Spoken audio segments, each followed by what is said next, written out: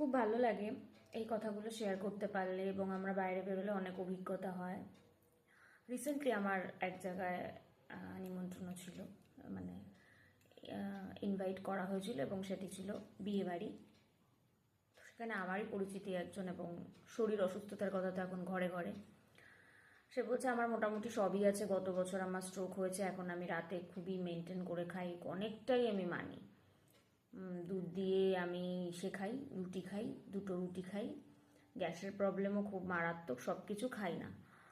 তো দেখুন, সব জায়গায় আমি ফুড নিয়ে পড়াশোনা করেছি বা আমি নিউট্রিশন জানি, মানে সব জায়গায় গিয়ে আমি আমার নলেজকে বিলিয়ে দেবো, এটা আমি পছন্দ করি না।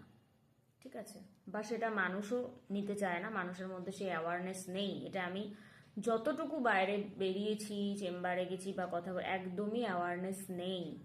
ঠিক আছে, আপনি যতই ভালো করতে চান না কেন, তারা ভালো হবে না। তো প্রথম কথাই হচ্ছে, গ্যাস যখনই হবে তখনই সেখানে মিল্ক এবং মিল্ক প্রোডাক্টটা ফার্স্ট চয়েস হবে, যে আমার যেন বাদ দিয়ে, মানে সেটা ডায়েট থেকে বাদ হয়ে যায়। এবং শুনলাম তাকে ডক্টরই বলেছে দুধটা খেতে। কি রিজনে বললো আমার ঠিক ইসে হলো না, দুধটা খেতে বলেছে। যাই হোক, আমি যদিও সে আমার পেশেন্ট নয়ও, বা আমি তাকে কাউন্সিলিং করিনি, আমি জানি না যে তার আদৌ দুধে মানে মিল্ক বা মিল্ক প্রোডাক্টে কোনো প্রবলেম হয় কি না। এবং সে বলল যে আমার সব কিছুরই ওষুধ চলে, মানে প্রচুর ওষুধ চলে। এবং সে বিয়েবাড়িতে গিয়ে কিছুই খেলো না, যত রাইস, চিকেন টিকেন, ফিশ ফ্রাইটাই যা ছিল সে কিছুই খেলো না, কারণ সে মেনটেন করে। কিন্তু সে কি খেলো জানেন? সে মিষ্টি খেলো, সে আইসক্রিম খেলো। এগুলো কোন দিক থেকে হেলদি অপশন বলে আপনার মনে হয়? তার থেকে তো আমার মনে হয় ভাত ডাল ভাজাটা ভালো ছিল, তার থেকে আমরা ক্যালোরি অনেকটা বেশি কম পেতাম, কার্বোহাইড্রেট অনেকটা বেশি আমাদের শরীরে কম যেত। ঠিক আছে, ব্যাড ফ্যাট বা স্যাচুরেটেড ফ্যাট অনেকটা শরীরে কম যেত। ঠিক আছে, সে কি চুজ করলো? আইসক্রিম চুজ করলো, মিষ্টি চুজ করলো।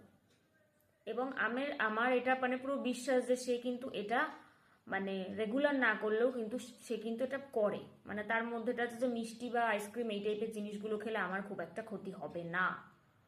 ঠিক আছে, এই যে ল্যাক অফ অ্যাওয়ারনেস, এটাই কিন্তু মানুষকে ধীরে ধীরে শেষ করে দিচ্ছে। যে বারবার বলছি যে নিউট্রিশনের যে একটা নলেজ, আমার হাতে যদি সুযোগ থাকতো আমি প্রত্যেককে গিয়ে গিয়ে নিউট্রিশন, কিন্তু মানুষ এটা নিতে চায় না। আগে নিজের মধ্যে সেই নলেজটা রাখতে হবে যে আমি কি খাবো কি খাবো না, কোনটা আমার জন্য ভালো কোনটা আমার জন্য ভালো নয়। ঠিক আছে, তো আপনি যখন এতই মানছেন, তো আপনি কিভাবে আইসক্রিম এবং মিষ্টিটাকে চয়েস করতে পারেন, তাই না?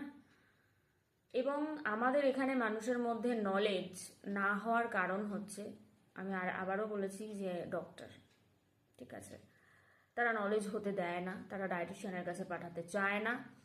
আর কেউই চায় না যে আমার আমার রাস্তাটা, মানে আমার পথটা কোনোভাবে, আর ডাক্তাররা কোনোদিন আয়ুর্বেদ বা ডায়েটিশিয়ানদের বা হোমিওপ্যাথিক উন্নতি করুক, কোনোদিন অ্যালোপ্যাথি প্রফেশনে যারা আছে ডক্টর, তারা চায় না। এটা আমি নিজে ভুক্তভোগী, এবং আমি নিজের অভিজ্ঞতা থেকে কথাগুলো বললাম। ঠিক আছে, তো এই সঠিক ফুড চয়েস, অ্যামাউন্ট, এগুলো কিন্তু খুব ম্যাটার করে। আমরা জানার পরেও আমরা অনেক কিছু ভুল করে ফেলি।